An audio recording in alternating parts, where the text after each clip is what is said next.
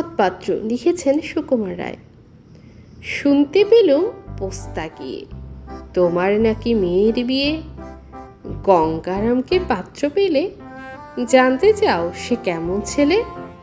মন্দ নয় সে পাত্র ভালো, রং যদিও বেজায় কালো, তার উপরে মুখের গঠন অনেকটা ঠিক পেঁচার মতো।